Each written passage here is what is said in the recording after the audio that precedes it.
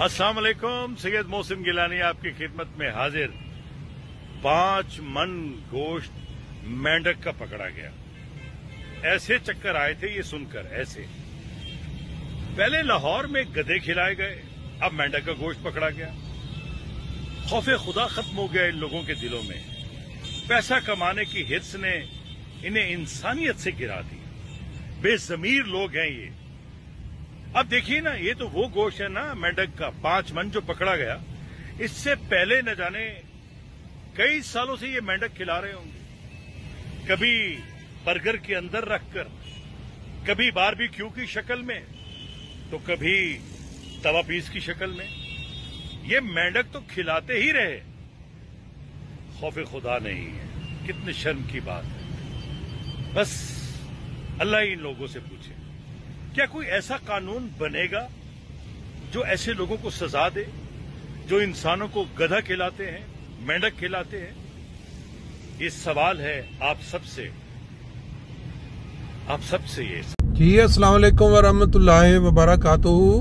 दोस्तों, आज 3 मार्च 2024 है और ये फ्रैंकफर्ट के अंदर से जो बिल्कुल स्टेशन के करीब का जो एरिया, वहां से गुजरते हुए मुझे ख्याल आया कि चले हम तो इस खूबसूरत मौसम को एंजॉय करते करते यहाँ से गुजर रहे हैं, तो दोस्तों को भी साथ हम। ये जो बिल्डिंग है आपके सामने, ये बड़ी जबरदस्त मशहूर बिल्डिंग है। यहाँ बड़े बड़े जो थिएटर होते हैं ना फ्रैंकफर्ट के अंदर, बड़े बड़े जो मशहूर थिएटर करने वाले दुनिया के, वो यहाँ आके करते हैं। कॉन्वोकेशन यहाँ होते हैं। फिर जब कोई बड़े बड़े यूनिवर्सिटी अपनी बच्चों को वो देती है जो डिग्रियां, वो भी यहाँ पे देते हैं। मतलब ये लेके जगह बाज का।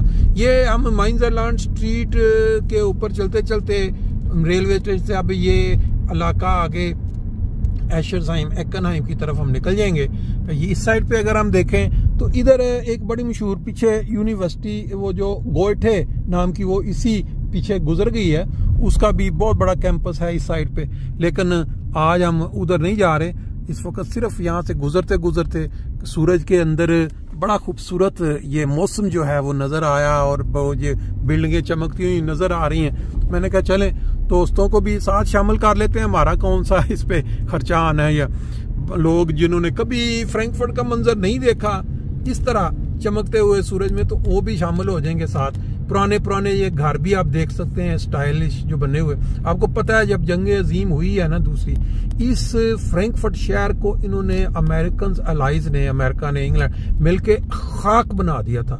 इधर एक म्यूजियम है, अगर आप कहीं जाके उसको कभी मौका मिले, मैं कोशिश करूंगा। उसके अंदर इन्होंने इसका मॉडल बना के रखा हुआ है कि पूरे का पूरा शहर जो है ना बिल्कुल ऐसे जैसे खाक, ऐसे समझ ले। आजकल अगर आपने मॉडल देखना ना, तो फलस्तीन गजा के अंदर जो कर दिया ना इन्होंने इसराइल वालों ने, वो आप तस्वीरें देखा करते हैं कि उसके बड़े बड़े हॉस्पिटल, बड़ी बड़ी बिल्डिंगें जो है वो खाक का ढेर बनी हुई हैं। स्वाह जिसको कहते हैं ना, स्वाह जिसको जल के कोई इस तरह का वो मंजर पेश कर रहे हैं। बहुत ही कोई शहर एक अंदर चर्च या कोई एक बिल्डिंग को इसका वो उन्होंने दिखाया हुआ है कि ये बीच में बच गई थी। बाकी उन्होंने बिल्कुल मलिया मेड जिसको कहते हैं ना, फ्लैट कर देना। तो अब आप देखें फ्रैंकफर्ट जो कौमें होती हैं, ये है वो जो मैं बता रहा था ना कैंपस उसका, गोएटे यूनिवर्सिटी जो है उसका। तो इसके पीछे काफी बड़ा एरिया कवर। तो बात अभी जो मैं करने लगा था असल इन मनाजर के साथ साथ, वो ये थी कि हमारे पाकिस्तान के अंदर बहुत सारे लोग ना पढ़े लिखे लोग हैं जो हमको समझते हैं, हम समझते हैं कि सेंसिबल लोग हैं। उनके बाज़ का ना प्रोग्राम देखे ना बंदा, तो बंदा कहता है बड़ी अक्ल की बात करते हैं। बाज़ का तो वो अपने जज्बात का इज़हार करते हैं कि पाकिस्तान को क्या हो गया है, इतने लोग बेहिस हो गए हैं, इतने लोग घिर गए हैं कि पाकिस्तान के अंदर अब लाहौर के एक बहुत मारूफ एक्टर हैं, ये ड्रामों में अक्सर आपको नजर आते हैं, और क्या नाम है इनका आप देख लेंगे, इसके ऊपर लिखा हुआ।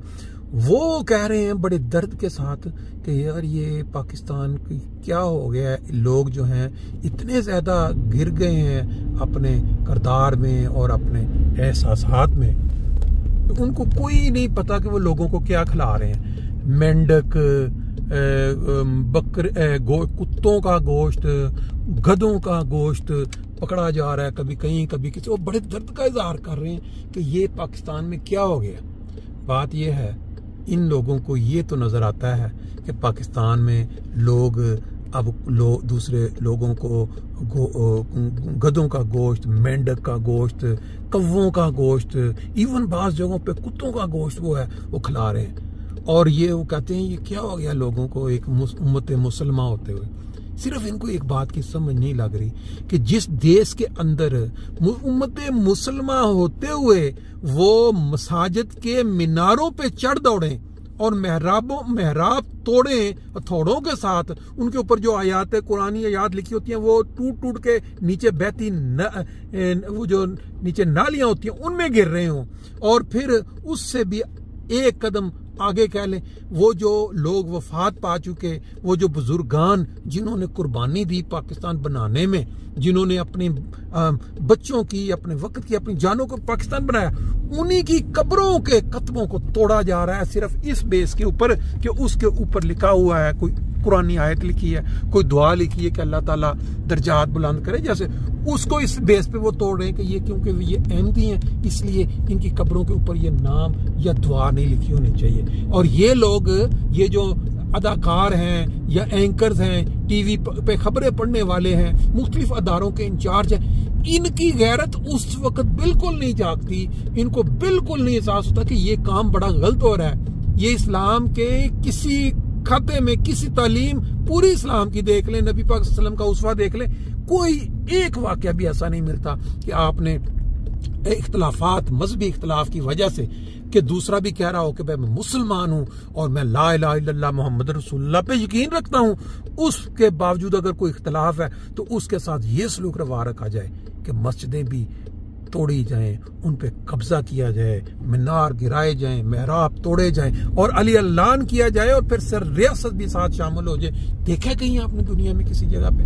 फिर कब्रों के कतबे तोड़े जाएं, मुर्दों को दफनाने ना दिया जाए इस बेस पे कि वहां दूसरे जो मकतबा फिक्र के जो वाजुदगान दफन है, ये सारा आपने देखा है? आपको कव्वे तो नजर आ गए, आपको ये मेंढक का गोश्त नजर आ गया, आपको ये गधे का गोश्त नजर आ गया, आपका दर्द आ गया जुबान पे, लेकिन आपने ये नहीं कभी बयान किया कि हमारे देश में ये क्या हो रहा है। ये जो मौलवी हजरात जो इल्म सिखाने वाले हैं वो लोग आगे लोगों को गाइड कर रहे हैं, उनके कानों में जहर भर रहे हैं, और एक ऐसी कम्युनिटी जिसने पाकिस्तान बनाने में कलीदी किरदार अदा किया, जिसने वहां कुर्बानियां दी, अगर वो ना साथ शामिल होती तो शायद आज ये पाकिस्तान ना होता। कायदे आज़म को मनाने में, दोबारा सियासत में लाने में इसी कम्युनिटी के एक मुबल्लिग वो जाके मिले, उनको कायल किया और वो तैयार हुए दोबारा सियासत में आने पे। ये सारी चीजें इनको नहीं पता, और ये सिर्फ और सिर्फ इस चीज पे तकलीफ का महसूस कर रहे हैं कि ये जी मेंढक खिला रहे हैं और ये वो। थोड़ा बहुत अक्ल के नाखून लें, और जितने एंकर हज़रात हैं जिनको अल्लाह ने अकल दी है, फेम दी है, और वो लोगों की सोच को बदल सकते हैं, जिनको लोग सुनते हैं, सब अपने मुंह में वो क्या डाल के बैठे हुए हैं। उनको सिर्फ और सिर्फ शोहरत चाहिए, पैसा चाहिए, उनको कोई इससे गरज नहीं है कि पाकिस्तान के साथ क्या हो रहा है, लोग क्या सलूक रवा रख रहे हैं। अगर वो सारे जाग जाएं और वो लोगों को ये शऊर दें कि पाकिस्तान में मिलजुल कर रहे हैं, मजहबी इख्तलाफ पे मस्जिदों के मनारे तोड़ना, कतबे तोड़ना, कब्रों के, ये कोई भी काम नहीं है, ये शूर वाला काम नहीं है, तो ये शायद पाकिस्तान की तकदीर बदल जाए, शायद पाकिस्तान जो है वो बच जाए। लेकिन बज़ाहिर ये नामुमकिन नजर आ रहा है, क्योंकि ये जो मजहबी मुनाफरत का जो जहर भर दिया गया है ना पाकिस्तान के अवाम की रगों में, उसको निकलते निकलते या उसको तब्दील होते होते पता नहीं सदियां बीत जाए। अल्लाह ताला रहम करे, और इन लोगों को जो एंकर्स हज़रात हैं, जो खबरें पढ़ने वाले हैं, जो अखबारें लिखने वाले हैं, इनकी सोच में ये चीज डाल दे कि ये आगे आए और लोगों की सोच को तब्दील करें। अगर पाकिस्तान ने तरक्की करनी है तो 17 बुरूज जिसका आपने बयान सुना है, ये आप मैंने पेश किया, उसके मुताबिक अपनी सोचों को ये मजहबी मुनाफरत से बाला तर होकर मुल्की मफाद की खातर, मुल्क की बका की खातर इकट्ठे हो जाए।